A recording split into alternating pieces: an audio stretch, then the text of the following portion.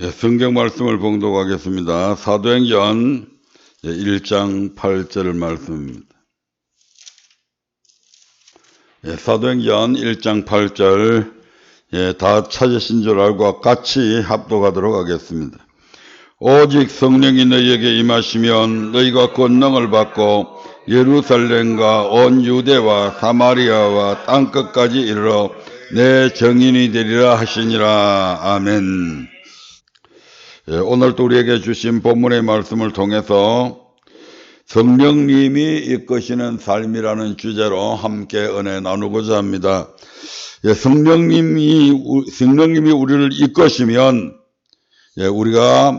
우리에게 임하는 권능들이 있습니다. 그 권능들 속에서 지난 9번째 시간까지 성령의 권능이 우리에게 임하시면 우리의 배에서 생수의 강이 흘러난다. 즉 예수님 한 분만으로 만족할 수 있는 삶을 살게 된다고 하는 것을 말씀을 드렸고요. 또한 두 번째에 어떤 고난의 길도 따라갈 수 있다고 하는 것을 말씀을 드렸습니다. 세 번째로 천국의 소망이 확실해진다. 그래서 이 땅에 좀 어렵고 힘들고 하는 그런 모든 것들도 우리가 넉넉히 이겨낼 수가 있고 오히려 그러한 환경 속에서도 더욱더 감사할 수 있게 된다. 아멘. 그리고 네 번째로 사랑의 열매를 많이 맺을 수 있다. 우리 주님께서 우리를 택하신 목적이 바로 사랑의 열매를 맺게 하고 그 열매가 항상 있게 하기 위함이라고 말씀하셨습니다. 이러한 주님께서 우리를 택하신 목적대로 우리가 살아가게 되면 우리가 무엇을 구하든지 주님께서 응답해 주시겠다고 하는 또한 약속까지 있습니다. 다섯 번째로 우리가 성령의 권능을 받게 되면 모든 진리 가운데서 행할 수 있게 됩니다. 성령님께서 우리를 진리 가운데로 인도하시기 때문에 우리가 진리 안에서 행할 수 있게 됩니다. 뿐만 아니라 성령의 권능이 임하시게 되면 우리가 사도의 가르침을 목사님의 가르침을 잘 받을 수 있게 됩니다. 일곱 번째로 우리가 가지고 있는 그 모든 재물을 자기 것으로 생각지 아니하고 하늘에 쌓아두게 됩니다. 여덟 번째로 성령의 권능이 임하시게 되면 우리가 성전을 사모하게 됩니다. 그래서 성전에 늘 머물기를 원하고 다윗이 그랬던 것처럼 누군가가 야 오늘 교회 가자 그렇게 하면 그것이 우리의 마음속에 너무너무 큰 기쁨이 되고 위로가 되었다 이 말입니다.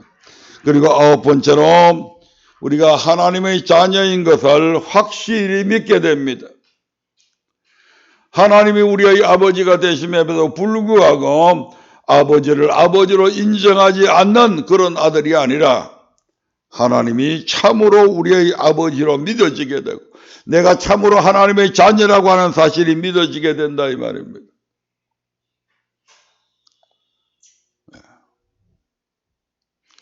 우리는 이 땅에서 살아가면서 때로 혹시 부모님을 원망한 적이 없는지 모르겠습니다. 우리 부모님은 왜 우리 친구 아버지처럼 좀 더 부자가 되지 못했을까? 우리 아버지는 좀 더 높은 지위에 있지 못했을까? 우리 아버지는 왜 대통령이 안 되었을까? 우리 아버지는 왜 조국 같은 그런 법무부 장관이 돼서 실력이 거기에 미치지 못함에도 불구하고 대학을 패스하고 훌륭한 직장에 들어가지 못했을까? 그런 많은 것들을 생각한 적이 가끔은 있었을 수도 있겠습니다. 그러나 그 모든 것들보다도 더 우리가 기뻐야 될 것은 바로 우리는 하나님의 자녀라고 하는 이 사실보다도 우리에게 더 자부심과 긍지와 우리에게 당당함을 보여주는 말씀은 없습니다. 여러분들이 누구의 자녀라고요?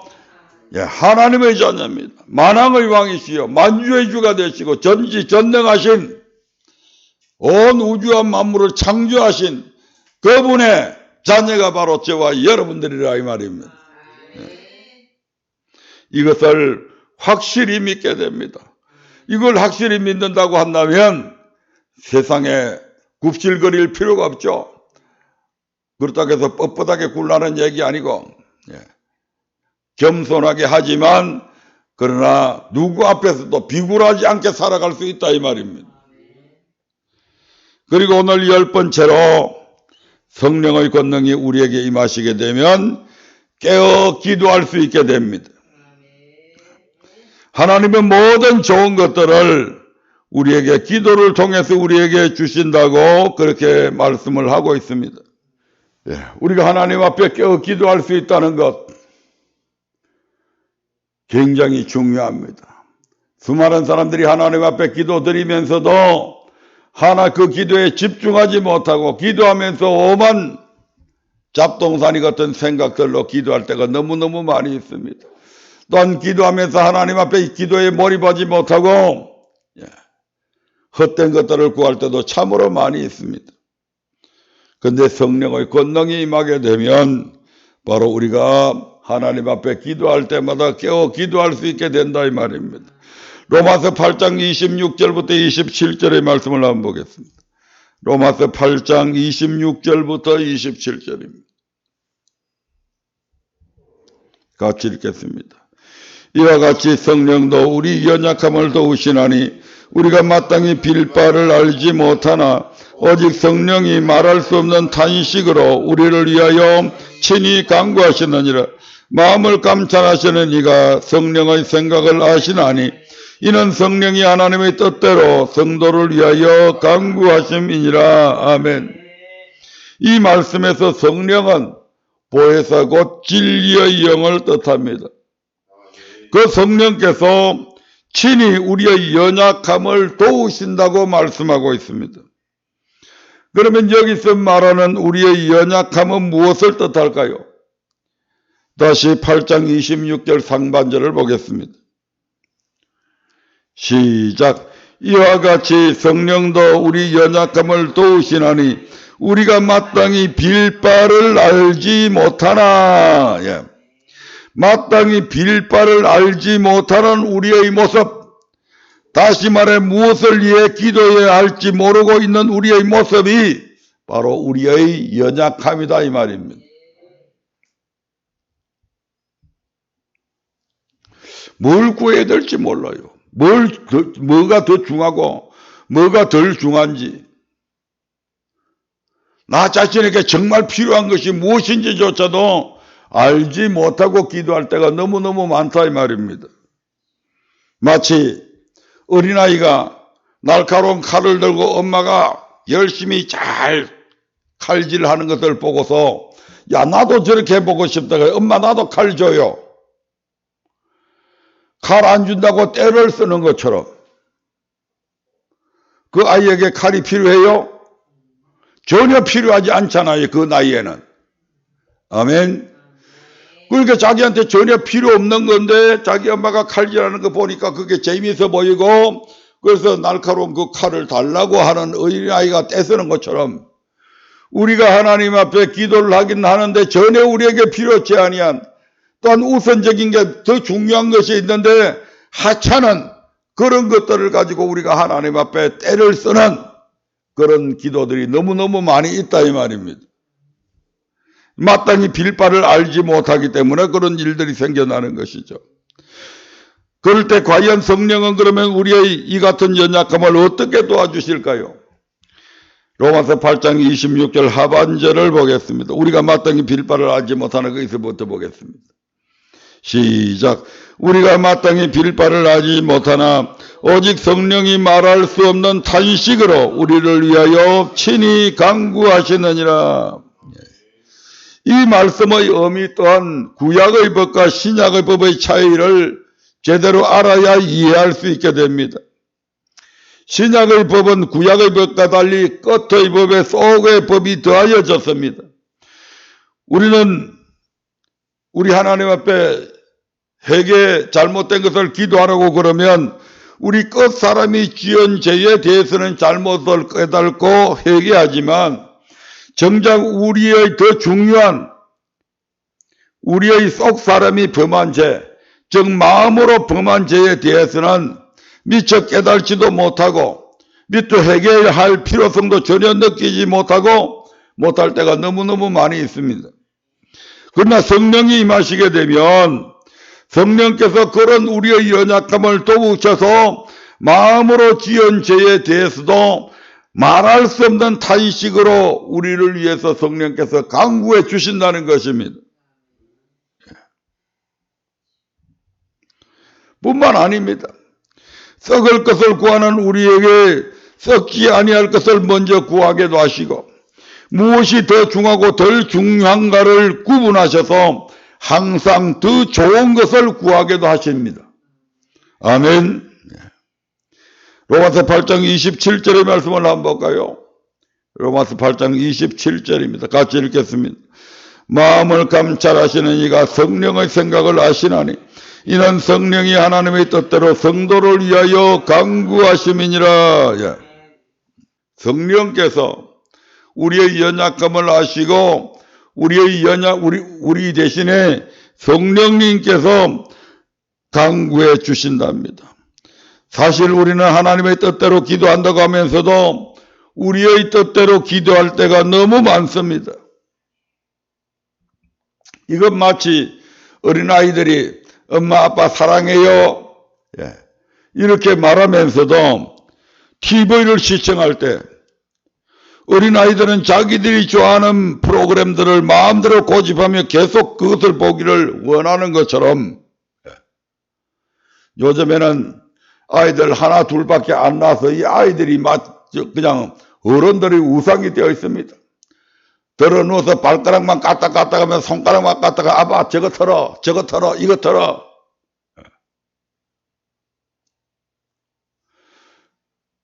우리 사모님은 가끔 가다가 저 TV 프로그램을 보면서 애들 막 고집스럽고 뭡니까 이 이상 성격들 그런 것들 나오는 그 프로그램을 참 잘 보는데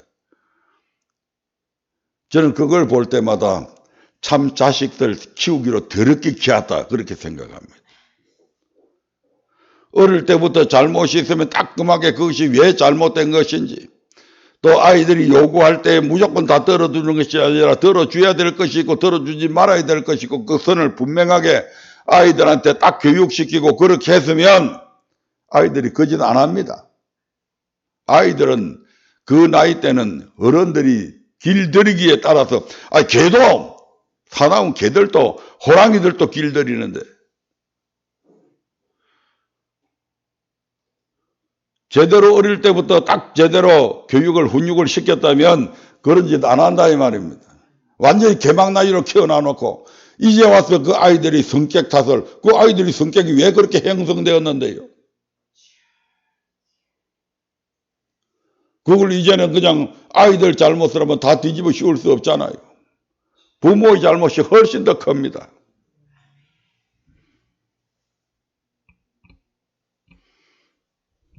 바로 아이들이 하여금 자기들 뜻대로만 살아갈 수 있도록 만들어 놓은 게 바로 그렇게 나타났다 이 말입니다. 그러나 기도도 마찬가지입니다. 우리 뜻대로 기도하라고 하나님께서 우리 뜻대로 하는 기도가 아닙니다. 성령은 하나님의 뜻대로 우리를 위해서 말할 수 없는 탄식으로 그래서 강구하시는 것입니다. 누구의 뜻대로요? 하나님의 뜻대로. 우리는 기도할 때에 내 뜻이 아닌 하나님의 뜻대로 되어지기를 늘 구해야 됩니다. 하늘에서 아버지의 뜻대로 이루어진 것 같이 이 땅에서도 아버지의 뜻이 이루어지기를 원합니다. 하나님의 뜻이 우리가 잘못되기를 원하는 것일까요? 우리가 잘못된 인생을 살아가기를 원하시는 것이 우리 하나님의 뜻입니까? 아니란 말이에요. 하나님의 자녀답게 세상의 그 어떤 사람들보다도 당당하게 성공하며 살아가고 정직하게 살아가고 그들보다도 더 높은 단계의 삶을 살아가기를 원하시는 것이 우리 하나님의 뜻이잖아요. 그래서 성령은 하나님의 뜻대로 우리를 위해서 말할 수 없는 탄식으로 강구하신다는 것입니다. 이런 점에서 성령은 기도하는 영이라 할 수 있습니다. 과연 성령은 어떤 방법으로 우리를 위해서 강구해 주실까요? 사도행전에 기록된 4번의 성령 세례 받은 사건을 통해서 알 수 있듯이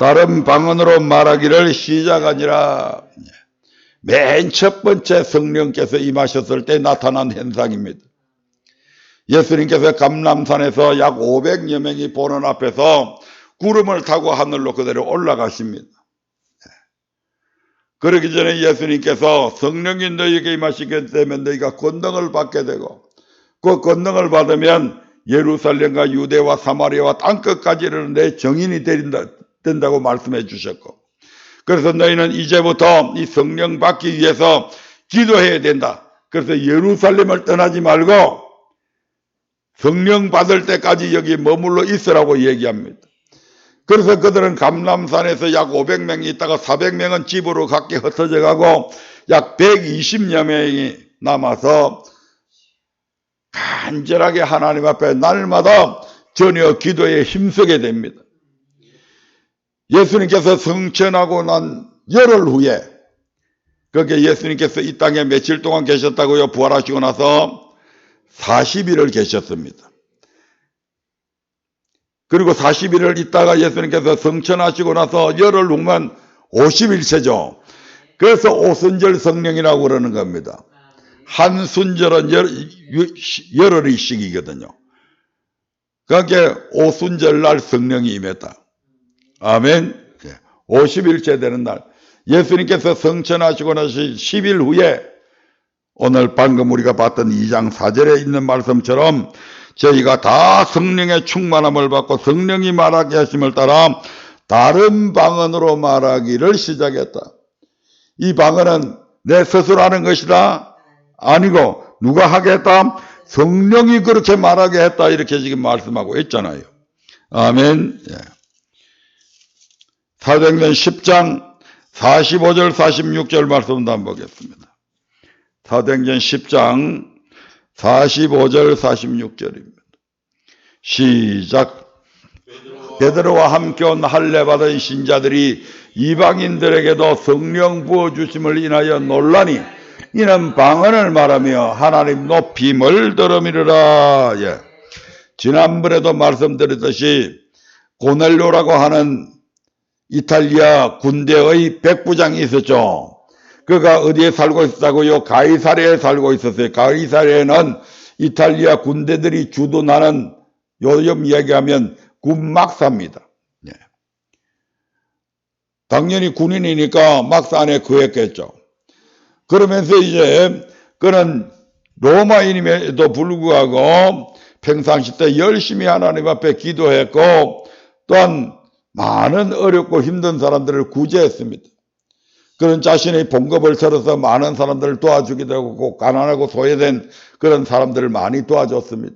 이러한 것들이 하나님 앞에 상달이 되고 하나님의 기억하신 바가 되어서 하나님께서 요바에 있는 베드로를 여기에 보내가지고 하나님의 말씀을 전하게 하십니다. 그 말씀을 전하는 도중에 뭐가 임했다고요? 성령이 임하시게 됩니다. 그래서 성령이 임하신 증거가 뭐였다고요? 바로 방언을 말했다 이 말입니다. 아멘. 그래서 성령의 권능이 임하게 되면 반드시 방언으로 기도하게 됩니다. 아멘. 또 한 군데 때 보겠습니다. 사도행전 19장 6절의 말씀을 한번 보겠습니다. 사도행전 19장 6절입니다. 같이 읽어봅니다. 시작. 바울이 그들에게 안수하며 성령이 그들에게 임하심으로 방언도 하고 예언도 하니. 아멘. 여기 이 교회는 에베소 교회인데 이 에베소 교회는 누가 담임하고 있냐면 아볼로라고 하는 아주 학문이 깊은 목사님이 여기에서 목회를 하고 있었습니다. 그 아볼로가 이제 다른 지역에 이제 출장 나간 사이에 이제 바울이 그 지역에 그 교회를 방문을 하게 됩니다. 그래서 방문을 해서 너희들이 성령을 받았느냐, 믿을 때 성령 받았느냐, 그러니까 이 제자들이 딴 거는 잘 아는데 성령에 대해서는 전혀 모르고 있었습니다. 18장 하반절에 보면 그 내용이 자세히 나와 있는데, 그래서 이 아볼로라고 하는 사람은 이 성경을 통해서 이 말씀을 참 잘 가르쳤습니다. 그러나 실질적으로 뭐는 몰랐다고요? 성령 세례에 대해서는 전혀 문외한이었다 이 말입니다. 그래서 바울이 너희가 믿을 때에 성령 받았냐? 그러니까 아니 우리는 그런 건 얘기 들어본 적 사실이 없다. 그럼 너희가 무슨 세례 받았냐? 그러니까 요한의 세례 받았다고 그럽니다. 요한의 세례는 물로 씻는 세례죠. 다시 말씀드리면 자신들의 죄를 고백함을 통해서 그 죄를 깨끗하게 씻는 그런 세례가 요한의 세례입니다. 그래서 이제 사도 바울이 그들에게 예수 그리스도를 고백하게 만들고 그들에게 이제 세례를 다시 물 세례를 베풀게 되는데, 그리고 나서 사도 바울이 그들에게 뭘 했다고요? 안수를 하니까 뭐가 임했어요? 성령이 임하게 됩니다. 성령이 임하니까 그들이 성령 임한 증거로 뭐가 나타났다고요? 바로 방언을 말하게 되었다 이 말입니다. 아멘. 그래서 성령이 임하시면 성령이 말하게 하심을 따라 반드시 방언을 말하게 됩니다. 방언을 말하는 사람은 성령 세례를 받았다고 하는 표적이 된다 이 말입니다. 물론 다른 방법으로도 할 수가 있겠지만 대표적으로 그렇다 이 말입니다. 왜냐하면 4번의 사건을 통해서 4번 다 방언을 말했으니까. 아멘.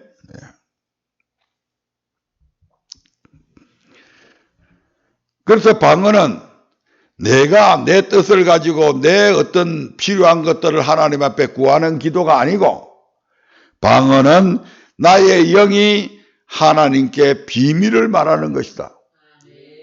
비밀은 다른 사람이 알면 돼요? 알면 돼요? 안 돼요? 그래서 나도 몰라. 방언으로 기도하는 나도 모릅니다. 내 이성적인 판단으로서는, 내 이성적인 지식을 가지고는 그 말이 해석이 안 된다 이 말입니다. 왜? 내 영이 기도하기 때문에 그렇습니다. 아멘. 그래서 방언은 나의 영이 하나님께 비밀을 말하는 것입니다. 그리고 성령을 받고 방언으로 기도하면 나 혼자만 내 영이 기도하는 것이 아니고, 누가? 성령께서 나의 영으로 더불어 우리를 위하여 말할 수 없는 탄식으로 친히 간구하신다 이 말입니다.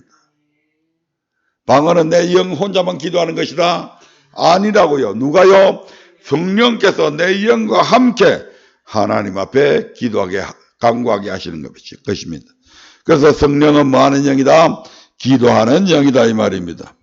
이와 같이 하나님께서 성령을 부어주실 때 많은 은사들 가운데 특별히 방언을 말하게 하신 것은 성령께서 친히 우리의 연약함을 도우사 우리를 위하여 간구하시기 위함입니다. 그러므로 성령을 받으면 기도하고 싶은 마음이 생겨나게 되고, 기도 시간이 길게 느껴져 힘겹게 기도하는 사람들도 방언으로 기도하면 오랜 시간 깨어 기도할 수 있게 됩니다. 다시 말해서 하나님은 성령을 부어주심으로써 우리에게 깨어 기도할 수 있는 권능을 주신 것입니다. 이는 예수님의 제자들을 통해서도 잘 알 수 있습니다. 제자들은 성령을 받기 전에는 1시간 동안도 제대로 깨어서 기도하지 못하던 사람들입니다. 확인해 볼까요? 마태복음 26장 40절부터 43절의 말씀을 보겠습니다. 마태복음 26장 40절부터 43절입니다. 같이 읽겠습니다. 시작. 제자들에게 오사 그 자는 것을 보시고 베드로에게 말씀하시되 너희가 나와 함께 1시 동안도 이렇게 깨어 있을 수 없더냐? 시험에 들지 않게 깨어 있어 기도하라.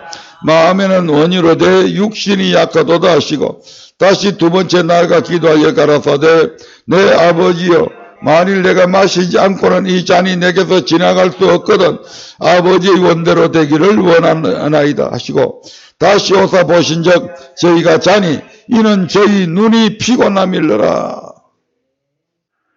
예수님께서 요한복음 13장에 보면 제자들과 함께 최후의 만찬을 즐기시게 되죠. 그리고 나서 예수님께서 거기서 이제 예수님이 떠나가시게 나는 너희들을 떠나가야 된다. 그리고선 그들에게 여러 가지 마지막 작별 설교를 하게 됩니다. 아멘. 그리고 제자들을 위해서 거기서 마지막으로 그들을 위해서 기도하게 됩니다. 그리고 이제 예수님은 당신께서 져야 될 십자가를 지기 위해서 그 준비 기도를 하시게 되는데, 이때 제자들 베드로와 요한과 야고보를 따로 데리시고 감람산이라고 하는 곳에 올라가서 기도를 하게 됩니다. 기도할 때 예수님께서도 너무 힘드셔서 이 십자가를 진다고 하는 것이 얼마나 창피한 일인지 모릅니다. 왜? 흉악한 죄인이 받는 벌이거든요. 그리고 몸을 가리고 있는 그 모든 옷들을 다 벗겨버립니다. 우리가 흔히 십자가에 나와 있는 예수님의 상을 보면 앞부분을 가려놓은 부분도 있죠. 실상은 그것까지도 없는 겁니다. 완전히 알몸 그대로. 얼마나 창피하겠습니까? 막상 그런 일이 이제 그렇게 해야 된다고 하는 그 현실이 바로 눈앞에 다가오고 있으니까 예수님께서 너무 그게 부담스러웠던 것입니다. 그래서 제자들에게, 야, 너희들도 나를 위해서 좀 기도 좀 해주라. 처음으로, 성경 전체를 보면 처음으로 예수님께서 제자들에게 기도 부탁을 한 겁니다. 마지막 순간에. 그런 것 같으면 여태까지 3년 동안 이 예수님을 따라다녔던 제자들은 어떤 상황 속에서도 졸지 않고 기도해 줬어야 됩니다. 그 예수님께서 엎드려서 하나님 앞에 간절하게 기도하는데 예수님도 마음이 안 잡히는 겁니다, 지금. 그래서 할 수만 있으면, 이 잔을 내가 피해갈 수만 있으면 피하게 해달라고 지금 그렇게 기도하잖아요. 그런데 막상 그렇게 기도하지만 마음은 편치 않습니다. 왜? 그것이 아버지의 뜻이 아니라고 하는 것을 너무나 잘 알고 있기 때문에 그렇습니다. 그리고 예수님도 오랜 시간 기도하지 못하고 1시간만 기도하고 제자들 옆에 와보니까 제자들이 피곤해서 졸고 있는 겁니다. 그래서 뭐라고 이야기합니까? 너희가 나와 함께 1시 동안도 이렇게 깨어있을 수 없더냐? 제자들도 하루 종일 예수님과 함께 있다 보니까 너무너무 피곤했겠지요. 거기다가 밤은 늦었습니다. 여기 얼마나 졸음이 왔는지 모릅니다. 인간은 육신을 가지고 있고 육신은 피곤하면 졸리기 대가 있습니다. 그게 뭐 생리적인 현상이잖아요. 예수님도 그걸 모르는 게 아니다 이 말입니다. 마음에는 원이로되 육신이 약하다. 그들이 마음으로는 기도해 주기를 원했지만 너무너무 그 피곤함을 이기지 못하고 그래서 졸고 있었다 이 말입니다. 그리고 2번째까지도 예수님이 가서 또 기도하시고 마지막 3번째까지 기도하시고 결국 예수님은 승리하시게 되죠. 땀방울이 핏방울처럼 두두두두둑 떨어져 내리는 그 상황 속에서 예수님께서 비로소 이제는 십자가를 질 수 있는 담력을 가지시게 됩니다.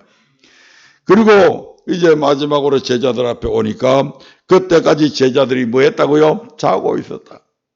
예수님은 그렇게 땀방울 핏방울처럼 흘리면서 기도하시는데 제자들은 자고 있었다. 그 잤는 원인이 바로 저희 눈이 피곤함이라. 이게 1시 동안도 깨어서 기도할 수 없었던 제자들의 모습입니다. 아멘. 그러나 성령을 받은 후에는 어떻게 변화되어졌느냐? 정확하게 대비가 되어지죠. 사도행전 2장 42절의 말씀을 한번 보겠습니다. 사도행전 2장 42절입니다. 시작.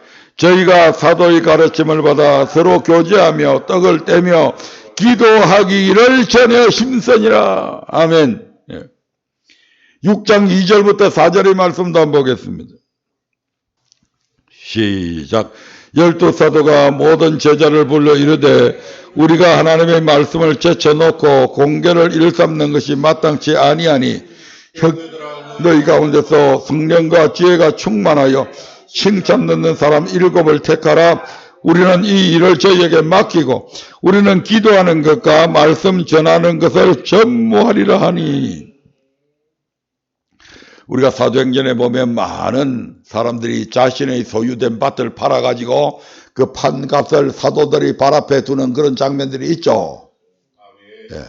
그래서 사도들은 그 돈을 모아다가 거기에 예배하러 오는 많은 가난한 사람들에게 그걸 나누어 주죠. 그래서 많은 사람들이, 가난한 사람들도 많이 왔지만 그들 중에 한 사람도 물질 때문에 먹을 것이 없어서 핍절한 사람이 하나도 없었다 이 말입니다. 그런데 제자들이 자꾸 거기에 몰두하다 보니까 정작 자기들이 기도하는 시간이 그만큼 없어지는 거죠. 왜냐하면 그것도 공평하게 해야 되니까. 그런 것을 공평하게 나눠주려면 신경이 많이 쓰이잖아요. 예, 그러다 보니까 제자들이 정작 기도하는 시간은 줄어든 겁니다. 그래서 야, 이래가지고는 안 되겠다 해가지고 그래서 7 제자를 택하죠. 예.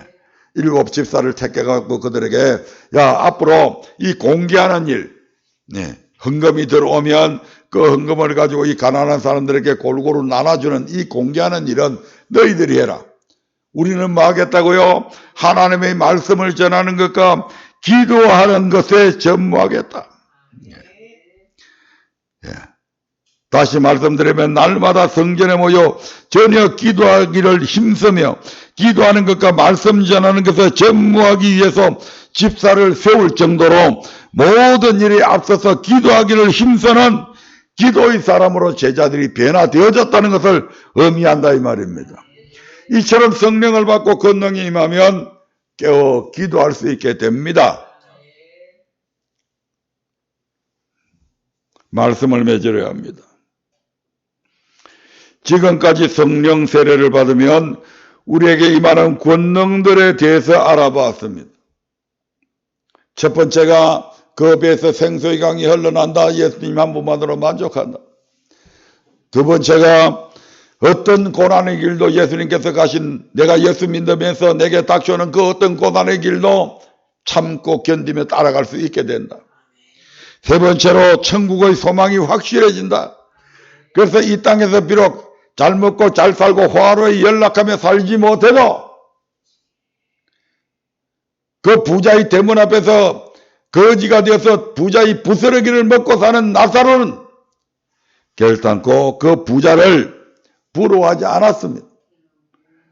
왜냐하면 그에게는 비록 부자는 이 땅에서의 환락을 즐기고 있었지만 나사로의 마음속에는 저 천국을 향한 소망이 확실했기 때문입니다. 네 번째로 사랑의 열매를 많이 맺을 수 있게 됩니다. 그로 인해서 무엇을 구하든지 다 응답받는 축복이 또한 그들에게 있습니다. 다섯 번째로 모든 진리 가운데로 인도하십니다. 여섯 번째로 사도의 가르침을 잘 받게 됩니다. 일곱 번째로 우리에게 있는 재물을 내 것으로 생각하지 아니하고 달란트를 남길 줄 아는 하늘의 보화를 쌓아둘 줄 알고 염소 아닌 양들처럼 가난하고 쇠되고 병도 들고 옥에 갇힌 그러한 이웃들을 돌아볼 수 있는 자리에까지 이르게 된다 이 말입니다. 그리고 성전을 사모하는 삶을 살아갈 수 있게 됩니다. 그리고 하나님의 자녀인 것을 확실히 믿게 됩니다. 그리고 오늘 마지막으로 깨어 기도할 수 있게 된다 이 말입니다. 이 같은 성령 받아야 되겠죠. 사모하라 이 말입니다. 우리 하나님이 인생에서 이거 안 주려고 그렇게 하시는 분이 아니에요. 우리가 마음에 소망하고 사모하고 간절히 구하면 우리 하나님께서 반드시 이 성령의 권능 주신다 이 말입니다. 약속했잖아요.